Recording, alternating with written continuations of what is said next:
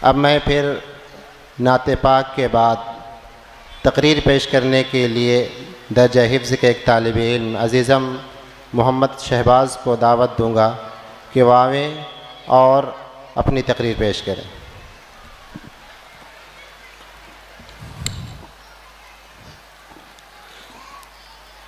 अस्सलामु अलैकुम वरहमतुल्लाहि वबरकातुह। अल्हम्दुलिल्लाहि रब्बिल आलमीन वस्सलातु वस्सलामु अला मुहम्मदिन व आलिहि व अस्हाबिहि अजमईन। अम्मा बाद। जवानों, ये सदाएं आ रही है आबशारों से, जवानों ये सदाएं आ रही है आबशारों से, चट्टाने चूर हो जाए जो हो अज़्मे सफ़र पैदा। उक़ाब रूह जब बेदार होती है जवानों में, उक़ाब रूह जब बेदार होती है जवानों में, नजर आती है उनको अपनी मंजिल आसमानों में। नहीं तेरा नशे में नक़्श सुल्तानी के गुंबद पर, नहीं तेरा नशे में नक़्श सुल्तानी के गुंबद पर, तुशाई है बसेड़ा कर पहाड़ों की चट्टानों में। सदर ज़ी वक़ार, मेहमानान इज़्ज़ाम और मुअज़्ज़ज़ सामीन किराम, आज के इस अज़ीमुश्शान इजलास के मौके पर, आज के सिलगते माहौल जाबला फ़ज़ा और मुआशरा इंसानी की रिक़त आमेज़ और होशरुबा माहौल में मेरा मौजू सुखन है मशरिक़ उस्ता का मौजूदा सूरत हाल और आलम इस्लाम। मोहतरम हज़रात, दुनिया की पूरी तारीख इस बात पर शाहिद है कि यह कुर्राए अर्ज़ इब्तिदाई आफरीनशी से हक़ व बातिल की रज़ में गा रही है। जैसे ही मक्की की संगलाख वादी से इस्लाम की पहली किरण तुलू हुई और जैसे ही उसने अपनी पुरनूर शुआओं से इस जहां को मुनव्वर करके आलम इंसानियत को हिदायत का चिराग दिखाया, उसी वक्त से बातिल परस्तों और कुफ्रिया ताकतों का हुजूम भी इस्लाम की राहों में सद्दे सिकंदरी बनकर नमूदार हुआ। हर दौर में इस्लाम और चिराग हक़ानियत को बुझाने की भरपूर कोशिश की गई, लेकिन नूरे खुदा कुफ्र की हरकत पे खंदरजन, नूरे खुदा कुफ्र की हरकत पे खंदरजन, फूकों से ये चिराग बुझाया ना जाएगा। हजरात, आज का हाल बड़ा अलमनाक और दर्दनाक है। आंखें अश्बार है, अपनी बेचारगी वो बेबसी से मुसलमानों के आंसुओं का सैलाब उमट रहा है। मशरिक़ उस्ता का गोशा गोशा और चप्पा चप्पा बेगुनाह मुसलमानों के खून से भरा पड़ा है। मुसलमानों की जिंदगी सिसक रही है, इस्मत और इफ़्फ़त की दामन को दागदार किया जा रहा है। नफ़रत और तासुब के शोले भड़क रहे हैं। तारीख़ का बदतरीन जुल्म जो कभी आसमानों ने ना देखा होगा, आज वह सब कुछ हो रहा है।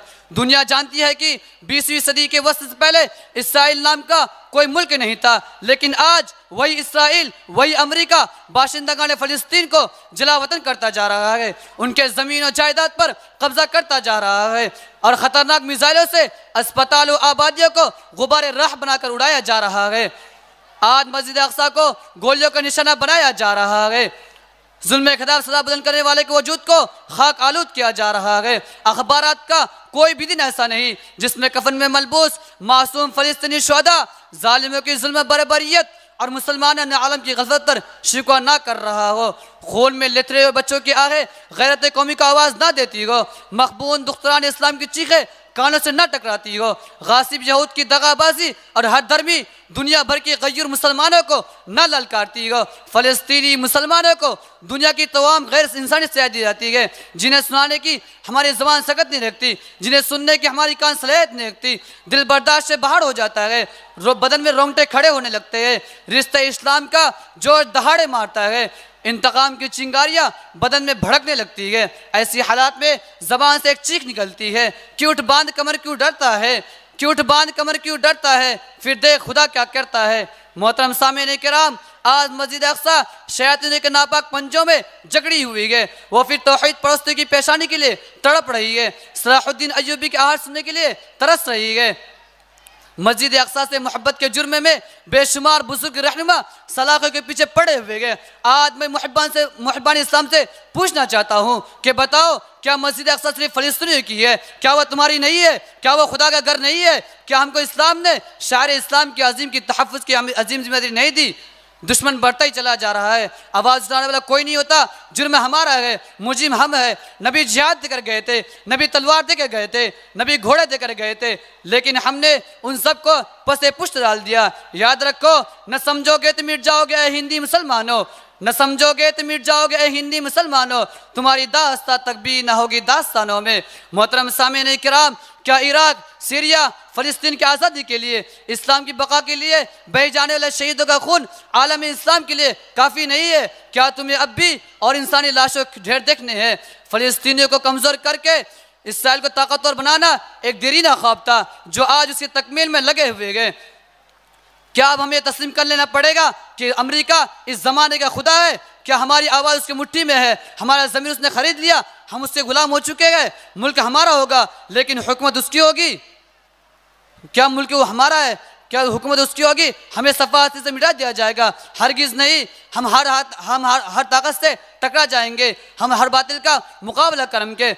मिल्लत इस्लाम के आपके फ़र्जंदो, तुम ही तो हो जिसने माजी में बातिल ताकतों को कुचल कर रख दिया। फिर ये ले तो लाल क्यों, ये चू चरा क्यों? आओ उतार दो गफलत की चादर और पहन लो अक्ल होश का ज़रा।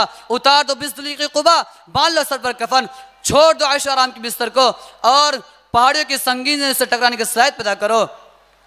खींच लो अमेरिका की ज़बान को, सलब कर लो अमेरिका की ताकत को। रोक लगा दो इस्लाम की राह पर, रोक लगा दो मुखालिफिन की राह पर और यह ऐलान कर दो कि सरफरोशी की तमन्ना अब हमारे दिल में है, कि सरफरोशी की तमन्ना अब हमारे दिल में है। देखना है जोर कितना बाज़ ताकत में है। व आखिर दावाना अल्हम्दुलिल्लाहि रब्बिल आलमीन।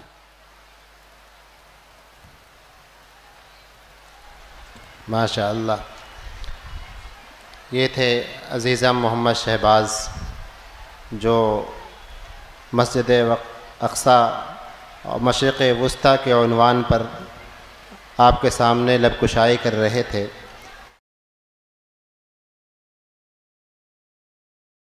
सय्यदे वुल्दे आदम खैरुल अनाम, उस पे लाखों दुरूद, उस पे लाखों सलाम।